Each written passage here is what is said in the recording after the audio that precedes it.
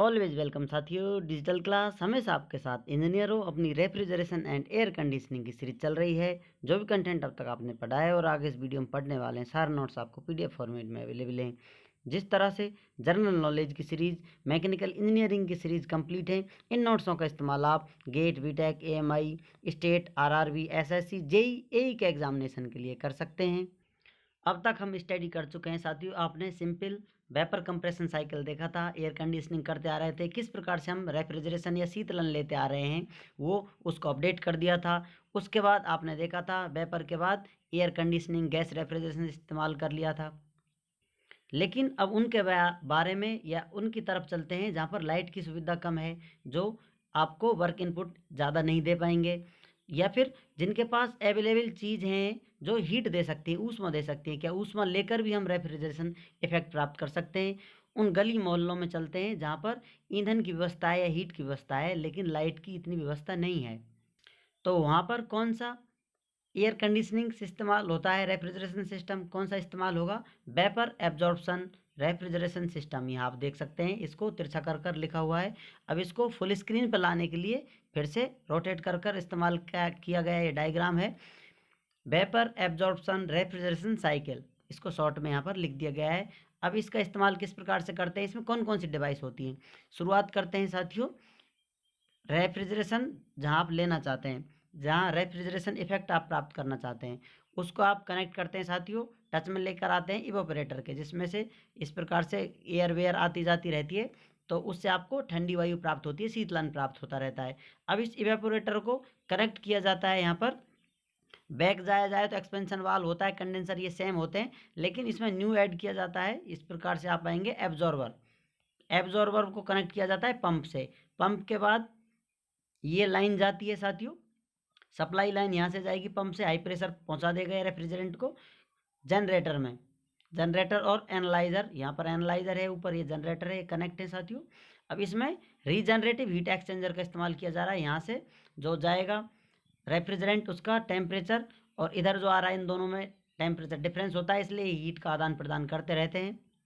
इसके बाद लाइन आपकी गुजर कर जाती है रेक्टिफायर में, एनालाइजर से घूमती हुई रेक्टिफायर में जाएगी। यहाँ पर रेक्टिफायर से फाइनल इलिमिनेशन हो जाता है H2O का।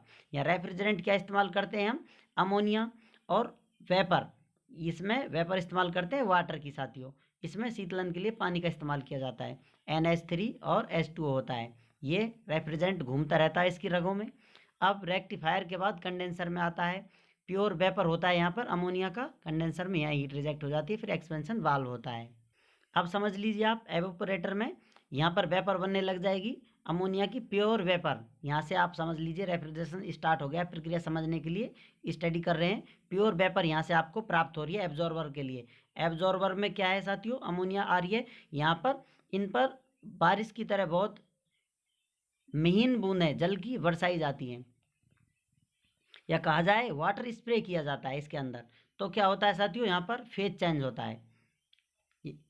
इसको एब्जॉर्बर को ठंडा किया जाता है। इसमें साथियों कूलिंग वाटर बहता रहता है, फ्लो करता रहता है, इन आउट होता रहता है, इसको ठंडा करने के लिए। अब इसमें क्या होगा साथियों, वाटर स्प्रिंग कराएंगे आप, इसमें स्प्रे करेंगे वाटर की, तो सरफेस एरिया बढ़ जाता है, ये एब्जॉर्ब कर लेता है अमोनिया को। इस प्रकार मिल जाता है, तो यहाँ पर हीट रिजेक्ट होती है, फेज चेंज होता है, phase changing, latent heat of condensation. यहाँ पर हीट रिजेक्ट होती है, कंडेंसेशन होता है।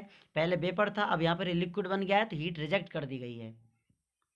बहुत बारीक बारीक गैस के कण साथ ही इस पर वाटर स्प्रे किया जाएगा। ये इनके वाटर टच में आएगा तो ये समझ लीजिए इनका एरिया बढ़ जाता है, सरफेस एरिया इस प्रकार से बढ़ेगा, तो ये टच में आते रहेंगे, हीट रिजेक्ट करने लग जाएंगे, फेज चेंज हो जाएगा, लिक्विड फॉर्मेट बन जाएगा, यहाँ पर मिल जाएगा साथ इसके जल। तो अब इसको साथियों यहाँ से पंप किया जाएगा वापस। पंप को चलाने के लिए कुछ वर्क इनपुट देना होगा, जो बहुत ही कम होता है, नेग्लिजिबल वर्क होता है। अब यहाँ पर क्या हो गया साथियों, लिक्विड मिल गया अपन को, तरल मिल गया है NH3। तो अब इसको पंप कर दिया गया, हाई प्रेशर हो जाएगा इसका पंप करने पर, टेम्परेचर भी इंक्रीज होगा इसका। इस प्रकार से लाइन जाएगी एनालाइजर में, यहाँ ये कनेक्ट हो जाती है। एनालाइजर में लाइन जाने के बाद क्या होगा साथियों, यहाँ पर इसका सेपरेशन होगा। जो वाटर है, वाटर वेपर है साथियों, उनको अलग कर दिया जाएगा, NH3 अलग हो जाएगा। और जनरेटर में क्या होगा, जो जनरेटर है उसके लिए हीट दी जाएगी, जो एक्स्ट्रा हीट आपके पास थी, किसी प्रकार से आप इसको हीट देते हैं कुछ, ईंधन जला देते हैं इसके लिए, तो यहाँ ये हीट एब्जॉर्ब होती है, यहाँ पर हीट लेता है। अब इसमें मिला हुआ है वाटर, मिला हुआ है अमोनिया, NH3 मिला हुआ है। अब ये क्या होगा साथियों, इसमें से हीट पाते ही जो NH3 है पहले वेपर बन जाएगा और वाटर लिक्विड रहेगा, तो इस प्रकार से फ्लो कर कर ऊपर आने लगेगा, रेक्टिफायर की तरफ जाएगा।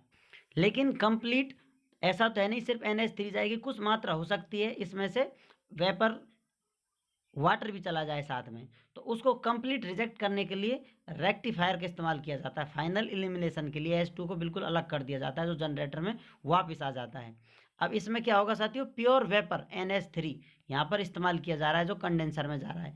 अब इसमें बिल्कुल वाटर को रिजेक्ट क्यों कर दिया गया है, सेपरेट क्यों कर दिया गया है, क्योंकि साथियों ये वाटर आगे जाकर 0 डिग्री टेम्परेचर होगा तो वहीं बर्फ बन जाएगा और लाइन ब्लॉक कर सकता है, यहाँ से एक्सपेंशन वाल्व की तरफ कहीं भी लाइन खराब कर सकता है, इसलिए वाटर को बिल्कुल यहाँ से निकाल दिया जाता है, सेपरेट कर दिया जाता है। तो इस प्रकार से यहाँ पर प्योर वेपर मिल गई है NH3 की कंडेंसर में, यहाँ से हीट रिजेक्ट होगी इसकी, उसके बाद एक्सपेंशन वाल्व में आएगा। बाकी सेम प्रोसेस है, अब तक हम जो स्टडी करते आ रहे हैं। यहाँ से एक्सपेंशन होगा इसका, फिर यहाँ पर ये वापस वेपर बनने लग जाएगा साथियों, इवोपरेटर में आएगा, यहाँ से हीट लेगा, प्योर वेपर बन जाएगा यहाँ आकर लास्ट में जब एग्जिट लेगा, और यहाँ शीतलन प्राप्त होगा, हीट एब्जॉर्ब कर लेगा, यहाँ से वापस से इसको इधर ले लिया जाएगा, एब्जॉर्बर में एंट्री कर दी जाएगी। अब यहाँ पर जो कुछ बचा हुआ था, लिक्विड वाटर बचा हुआ था, H2 बचा हुआ था, उसको वापस इधर से निकाल दिया जाता है। हाई प्रेशर है, यहाँ एक्सपेंशन वाल्व लगा हुआ है, फिर से यहाँ पर स्प्रिंग होने लगता है, वाटर फुहारें आने लगती हैं NH3 की तरफ। तो इस प्रकार से प्रोसेस सेम रिपीट होने लगता है, इस प्रकार से ये साइकिल कंप्लीट होता है। इस प्रकार से हमें वेपर एब्जॉर्प्शन रेफ्रिजरेशन साइकिल शीतलन देता है, रेफ्रिजरेशन इफेक्ट देता है।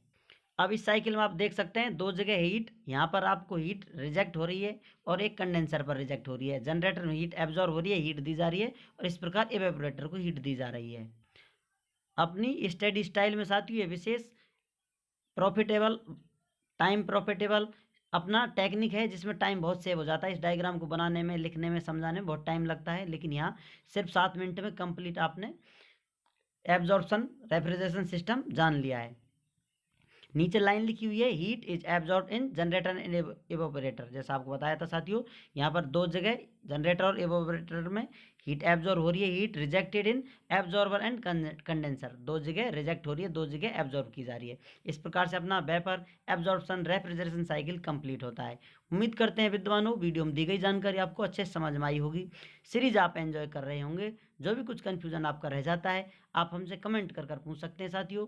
किसी टॉपिक से रिलेटेड, किसी PDF से रिलेटेड कुछ भी संपर्क करना चाहते हैं, कोई भी जानकारी हो जिसके लिए आपको लगता है कि इसमें कुछ क्लियरिटी नहीं आ रही है, तो उसके लिए आप कांटेक्ट कर सकते हैं। बाकी आपको अपडेट मिलती रहती है, वीडियो डिस्क्रिप्शन चेक करें, कुछ अपडेट आता है, न्यू ऐड आता है तो इंपॉर्टेंट पॉइंट में आपको वहाँ पर मिल जाएगा। कुछ कन्फ्यूजन रहता है, कुछ मिसअंडरस्टैंडिंग आ जाती है, उसको अपडेट कर दिया जाएगा या फिर नई वीडियो डाल दी जाएगी। उसके लिए वीडियो को अंत तक देखने के लिए, चैनल को सपोर्ट करने के लिए आपका दिल की गहराइयों से बहुत बहुत धन्यवाद। मिलते हैं नेक्स्ट वीडियो में। जय हिंद, वंदे मातरम।